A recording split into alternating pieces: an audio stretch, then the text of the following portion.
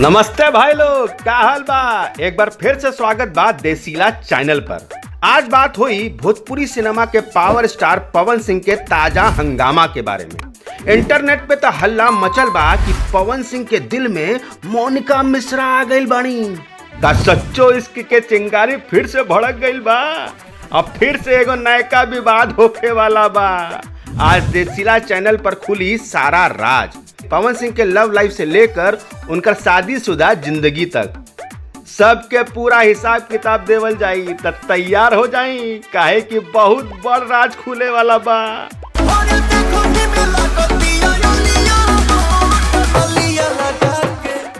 सबसे पहले बात कही जाओ ताजा वायरल वीडियो के, जो इंस्टाग्राम पे आग लगा देले बा।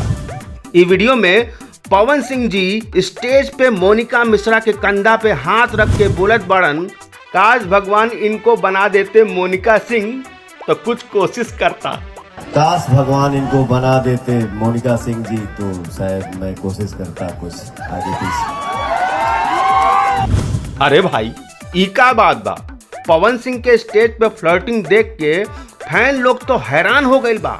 ये जे स्टेज पे पवन सिंह के साथ लड़की दिखाई दे बड़ी, उनका नाम बा मोनिका मिश्रा। ऐसे में सवाल उठत बा कि पवन सिंह काहे कहलन कि काश इनका नाम मोनिका सिंह रहत तब कुछ ट्राई कइल जात। एकर मतलब का होला? का मोनिका मिश्रा के जगह मोनिका सिंह रहती तब पवन सिंह बियाह कर लेतन। ये वीडियो बस कुछ दिन पहले के ह, जब पवन सिंह के भाई के बियाह में मोनिका मिश्रा पहुंच गई रही। अब सवाल बा कि का सच्चो पवन सिंह के दिल में मोनिका मिश्रा खातिर कुछ चलत बा का, या बस ई स्टेज पर मस्ती रहे।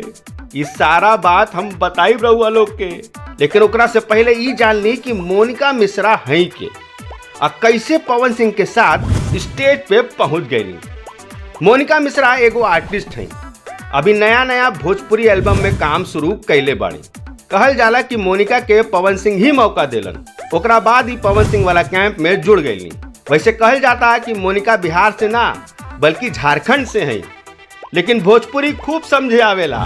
पवन सिंह के साथ वीडियो वायरल होखला के बाद मोनिका मिश्रा इंस्टाग्राम पर वीडियो डाल के कहले बाड़ी कि इनकरा बारे में अफवाह ना फैलावल जाओ, काहे से कि वो पवन सिंह के बहुत रिस्पेक्ट करेली। इतने सारे मीम्स वायरल हो रहे हैं और लोग मुझे भेज रहे हैं अलग अलग तरह से टैग करके, तो मैं आप सबको एक चीज़ बता देती हूँ कि ऐसा कुछ भी है ही नहीं, और ना ही अभी मेरा कोई प्लान है मूवी का। और अगर साथ में इन फ्यूचर कभी कोई मूवी करने का प्लान होगा तो मैं आप सबको ज़रूर बताऊंगी ऑब्वियसली। और कुछ लोग जो अलग अलग तरह के मेरे मीम्स बना रहे हैं और गलत तरह से अफवाहें लिख लिख कर डाल रहे हैं, तो ऐसा कुछ है ही नहीं है। मैं पवन सर के दिल से बहुत रिस्पेक्ट करती हूँ और वो बहुत सीनियर है, तो प्लीज़ गलत तरह की अफवाहें मत फैलाएं। चलिए भाई, इनकर कौनो मामला नहीं खे त हमनी के जबरदस्ती मामला काहे बनावल जाओ।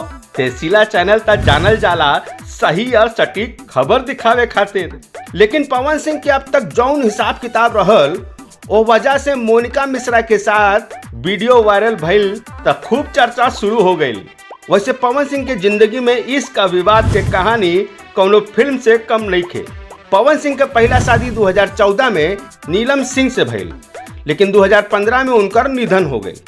ये घटना पवन सिंह खातिर बहुत बड़का धक्का रहे।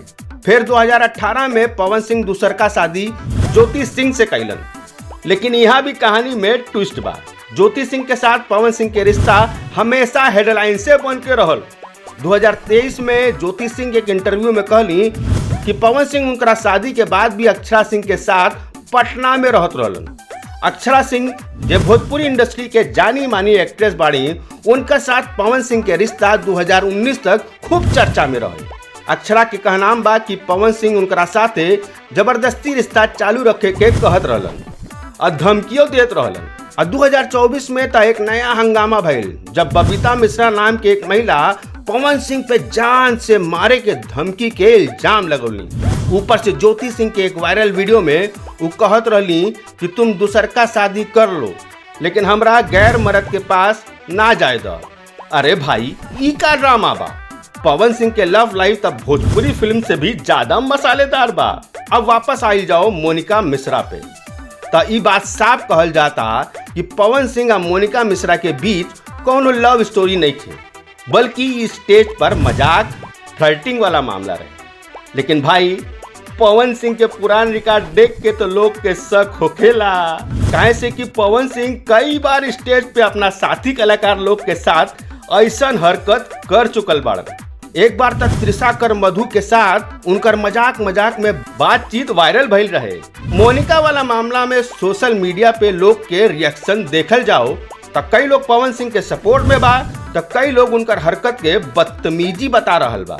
पवन सिंह के जिंदगी सिर्फ लव लाइफ तक लिमिटेड नहीं खे, भोजपुरी सिनेमा में उनकर जलवा बा।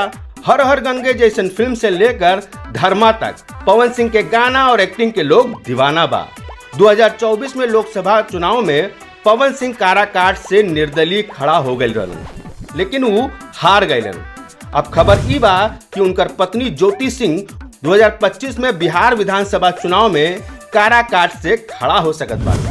पवन सिंह के फैन बेस इतना बड़ बा उनकर हर हरकत हेडलाइन बन जाला, लेकिन सवाल ई बा कि पवन सिंह के ई विवाद उनकर करियर पर असर डाली आकि फिर वो फैन लोग के दिल में हमेशा राज करत रही।